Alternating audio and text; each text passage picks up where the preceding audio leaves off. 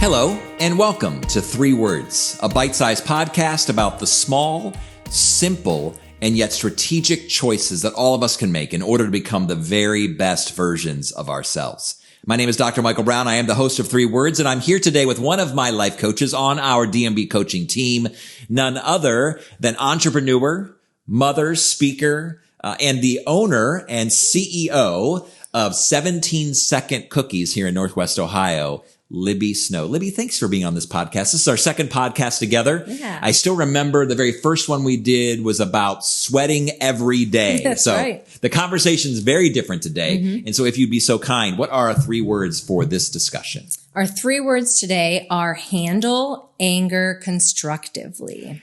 Whoa. Mm-hmm. All right, listeners, viewers, we're going to talk about being angry. And we were even talking offset before we entered into this conversation in this particular forum about the fact that it seems like there's a lot of anger in the world today, that more than ever, people are feeling this angst. They're feeling this frustration. They're feeling angry. And quite honestly, there's a lot to be angry about. There's a lot of challenges. And I just want to say, as we begin this conversation, Libby, and to those who are listening and watching, that anger is not bad. In fact, anger is normal. In my life coaching business, one of the things I like to say to families, companies, organizations, even within friendship circles, there are 7 things we should always avoid. A, B, C, D, E, F, G. 7 things you should always avoid 100% of the time. And they are these: angry responses, blaming, complaining, defensiveness, excuses, finger pointing, and gossip. A, B, C, D, E, F, G. Let's go back to the beginning. So the first one, foundationally to this entire conversation, is this notion of angry responses. Now, again, you'll notice I don't say anger, because that's not something to be avoided. That's something to be actually studied and explored. And because in many ways, as we're experiencing anger, there's something wrong. There's something that we need to figure out.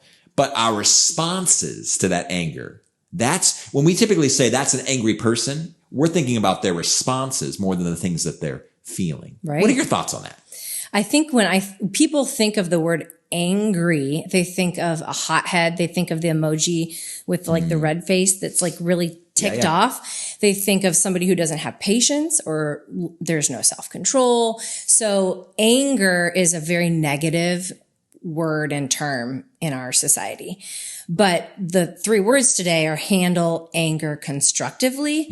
And when I think of construction or something being constructively created, it results in time, focus, energy, true effort to make it work and to build it. So if you're constructing something, you're building into it and you're really working at it. So when you think of handling anger constructively, you have to put effort into how, like you were talking about, how you respond.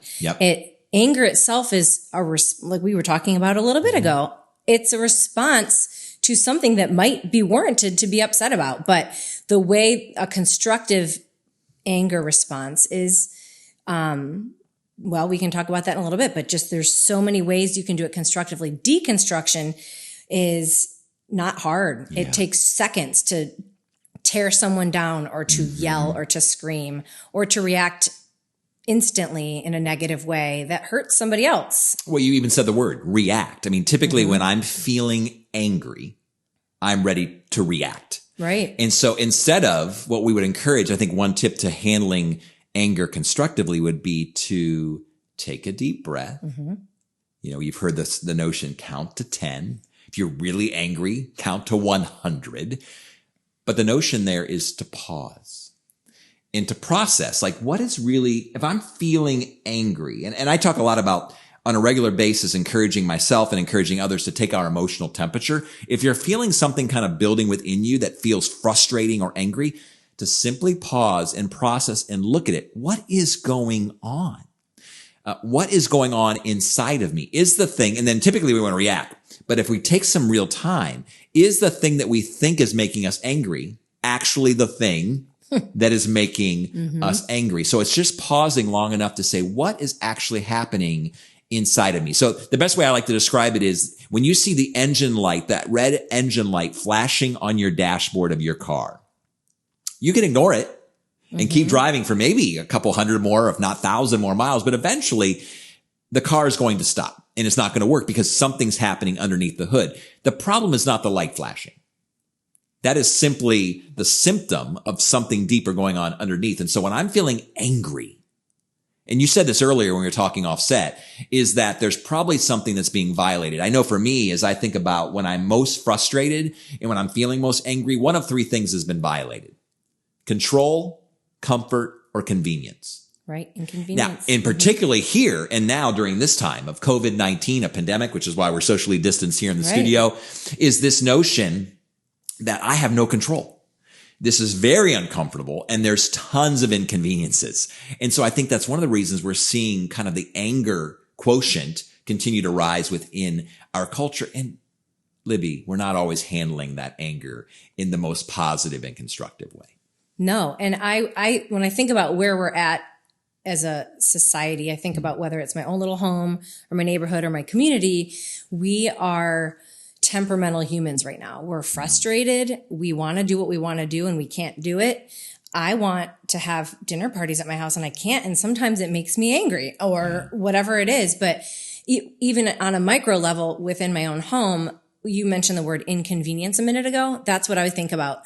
What makes me angry? What maybe some of the listeners might be able to relate to. But if I have a child, or if I'm a teacher, a student, or if I'm an employer, an employee that is not doing something that I want them to do, I can get very upset. But really, I want the greater good of the situation is really maybe to benefit that person. I want my son to be a good big brother. I want my daughter to be a good big sister. I want her to be a role model. I want her to respect her sister. I want her to teach her, spend time with her. When she doesn't do it and she or he would be inappropriately talking to somebody, it makes me angry because I feel out of control. Yes. So it goes back to what you said a minute ago. I was actually going to say preschool days when we do need to take deep breaths. We do need to step aside. We do need to have a moment. And I have been telling myself lately, it's okay to go do something for yourself if that's going to help you have more control in your responses so that you're not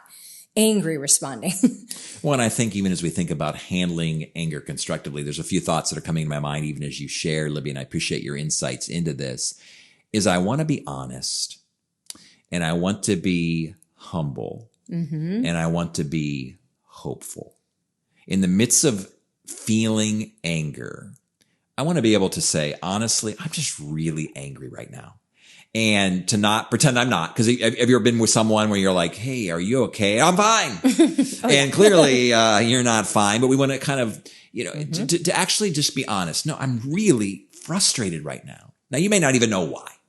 And you may not even be able to say in words and express why you're feeling so frustrated, but to just be honest. Yeah, I am angry.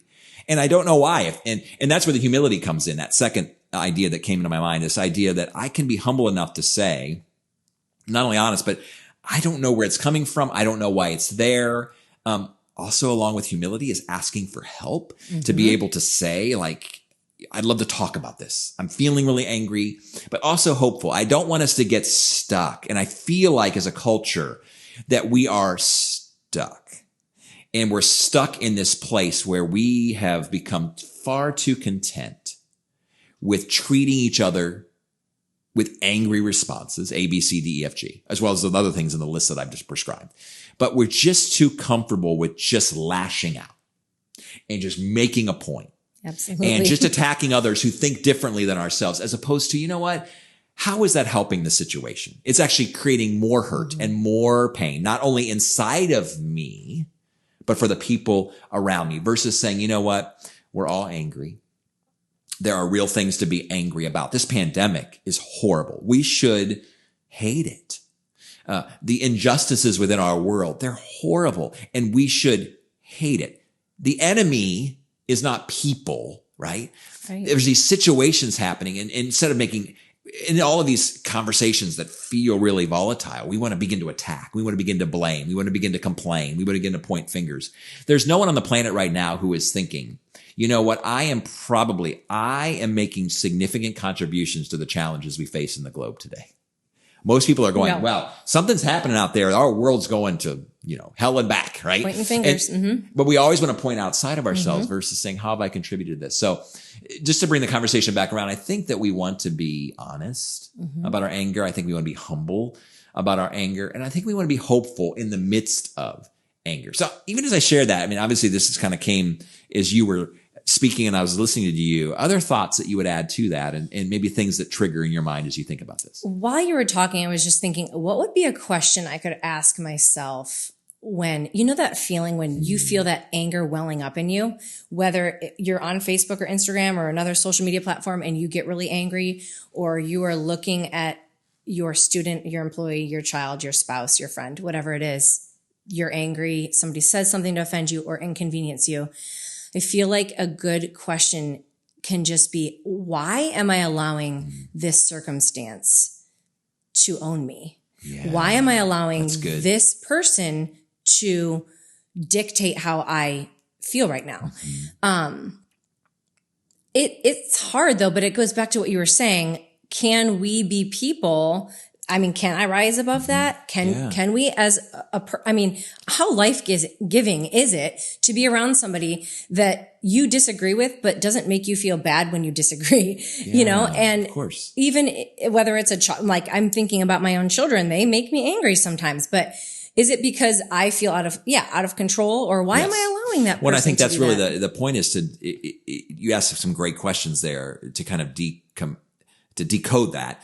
And I think the biggest question is how do I diagnose this? Like, where is this coming from? Which is why in my own paradigm, I've thought a lot about if I'm feeling frustration, which then leads to anger, and I'm beginning to feel this thing well up, 100% of the time, there has been a violation of control, comfort, or convenience. Absolutely. Every time. Now, Absolutely. In this day and age, on a regular basis, I feel like all three of those things are happening simultaneously. It's inconvenient to wear a mask and a face covering. It feels out of control that I can't do the things that I want to do, and I can't fix the problems of the world, and I can't solve the problem of my organization as revenue's dropping, or people are needing to be laid off. Like we're losing control, or we feel like we're losing control. And then also just comfort. It's so uncomfortable right now. Like the things that we used to find comfort in, the things that used to be convenient, and the things that we felt like we could control, we're not. Right. And so that's creating anger, and it's normal. It's normal to feel that anger. And so I guess that's what I want to say, even as we begin to kind of wrap up this conversation, is anger's okay. Like it's okay, but there's ways to handle it. In relationships, there's appropriate ways to handle it.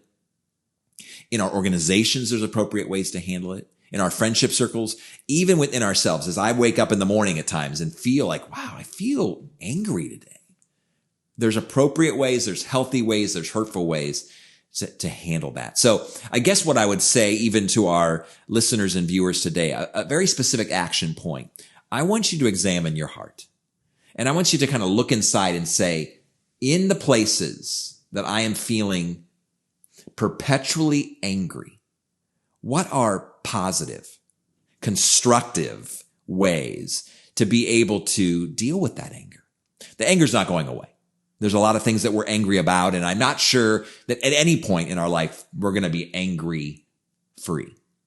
But in this moment, particularly now in this time in the history of our world, in our country, man, I implore you and I appeal to you that together as a community, as a culture, as a country, that we would commit to handling anger constructively.